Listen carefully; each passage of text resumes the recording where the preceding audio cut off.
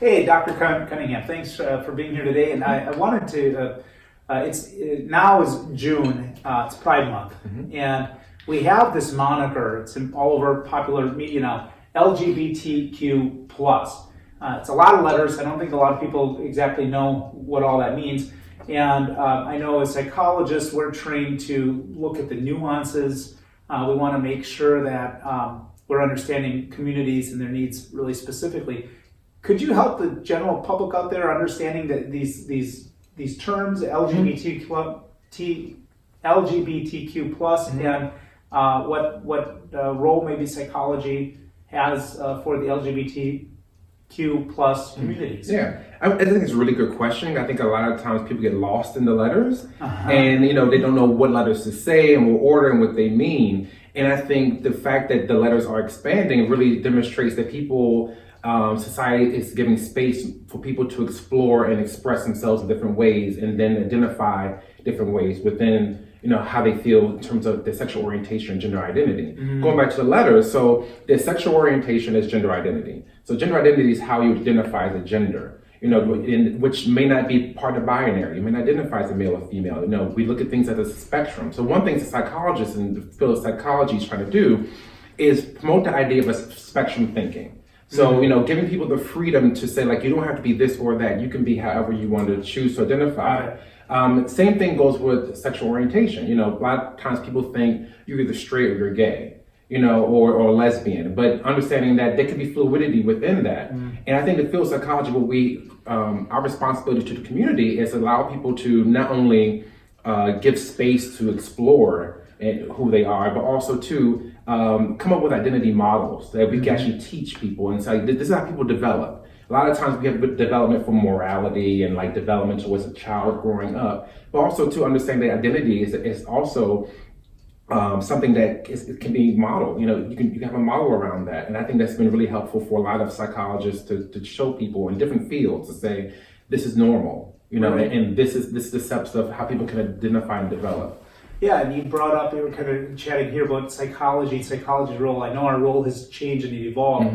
There's this, for a period of time, this thing called conversion therapy. I was curious if you could maybe share a little bit. Conversion therapy, as I understand, applying psychological techniques to try to reorient someone's sexuality. Is that something that's still practiced? Is that ethical? Is that something that we see as being effective, I guess, in terms of helping changing people's orientation? Or in general, how does psychology as a field look at that now? Well, interesting. Historically, if we're thinking back in the early 1900s, conversion therapy, it wasn't probably called that, but that was a practice that was common. People would take their children to a psychologist or a psychiatrist or a doctor and say, can you fix them? Something is wrong. And thankfully, since then, we've come to know better, right? So now, I would think it's safe to say every professional, whether it be medical or mental health related, professional organization has come out against conversion therapy. I'm talking about the American Psychological Association, the American Psychological Association, Psychiatric Association, all social workers, counseling association, all of them. And what we know through research is that these efforts that people engage in, because of this. Well, let me say this for the point of conversation. A lot of times people think, conversion therapy, but there are other names for it as well. There's reparative therapy, there's a new term out, I can't remember off the top of my head right now. It's constantly changing terms, so I want to make that should be important. There's other terms out there. To describe it.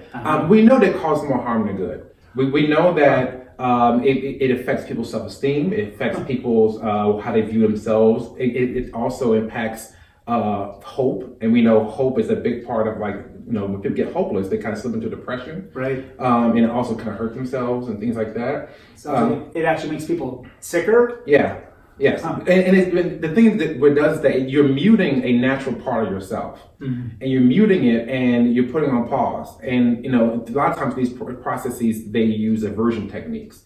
So what they'll do is people may think this is silly, but people used to use electroshock therapy. So they'll put a vision of the same sex in front of you, and they would shock you, to make you have an aversion to that image. And what we're learning is that, people would go through these practices and for years and still say, I still have attraction to the same sex. And when you think about how that impacts how people, you spend all this time, and your family spend all this time into it. It really is involved. And then also there's a big intersection that a lot of people don't talk about. Is the intersection of sexual orientation and religion. So a lot of since now that conversion therapy is something that a lot of people have condoned and they don't agree with. It's still practiced in various different ways. So there are still religious groups that still partake, still do this and send their kids to this. And what it happens is that we know that religion is something that's really a big part of people's identity.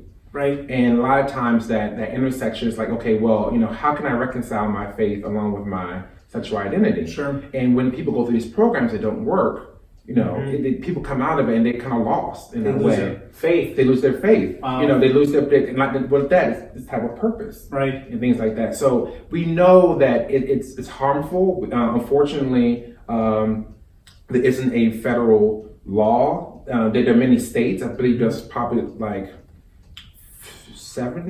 almost 20 states that have banned it. However, another interesting fact is that those bans are only for the practice on children. Adults can still engage in conversion therapy, and it's not illegal. It's frowned upon. Right. And people have found different ways of getting around it. So some providers may say, "Well, I won't get licensed." Right. And so my license won't be on the line. And some people may just code it differently. They may say, "I'm not doing conversion work. I'm doing work with someone who has adjustment disorder, or I'm doing someone who's working with anxiety." So we're learning that it's hard to police, and that's why I think it's important to talk about. Because a lot of people think it's gone; it doesn't exist anymore, but it still exists, and it's still harming people. It sounds like the professions have maybe come around and have made some progress, but in terms of civic rights and liberties and law, maybe we still got a little ways to go. Very much so. Thanks a lot, Dr. Cunningham. You're a wealth of information, and I so appreciated being able to learn a little bit more about this today.